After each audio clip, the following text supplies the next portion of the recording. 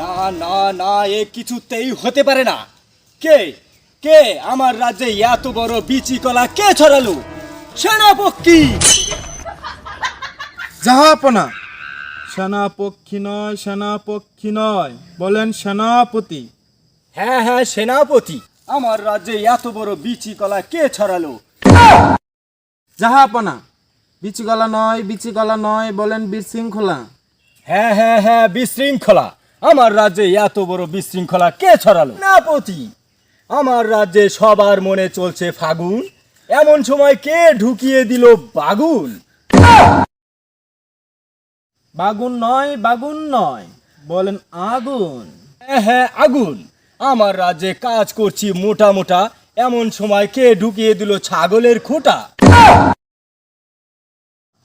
ছাগলের খোঁটা নয়, ছাগলের খোঁটা নয়, বলেন কোটা।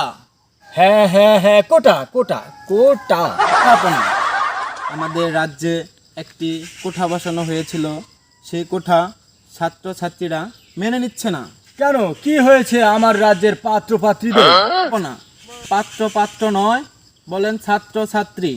হ্যাঁ হ্যাঁ, পাত্র পাত্রী হয়, ছাত্র ছাত্রী। বলুন, ছাত্র ছাত্রীদের কি হয়েছে খুলে বলুন। আজ্ঞা জাহাপনা, খুলেই বলছি। সেনাপতি, আপনাকে কাপড় খুলে বলতে বলি নাই, আপনি ঘটনা খুলে বলুন। আমাদের মন্ত্রী মশাই একটি কোঠা নির্ধারণ করেছে, সেটা ছাত্রছাত্রীরা মেনে নিচ্ছে না, তাই ছাত্রছাত্রীরা নতুন কোটার দাবি করেছে। কি বলছো সেনাপতি? যদি হয় শিক্ষাই জাতির মেরুদণ্ড, তাহলে ছাত্র ছাত্রীরাই হলো সেই মেরুদণ্ড বহনকারী জাতি। না না না, তুমি আর দেরি করো না, এক্ষুনি গিয়ে রাজ্যের সকল ছাত্র ছাত্রীদেরকে বলে দাও যে আমরা তাদের সকল দাবি মেনে নিয়েছি।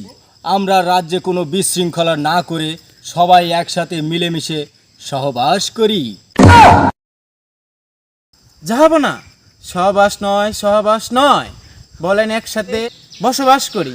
একসাথে বসবাস করি। চলো আমরা এখন চলে যাই। চলেন জাহাপনা, আমাদের সিংহাসনে আমরা ফিরে যাই। হ্যাঁ চলো, তুমি আগে আগে যাও, সেনাপতি তো আগে আগেই যাবে।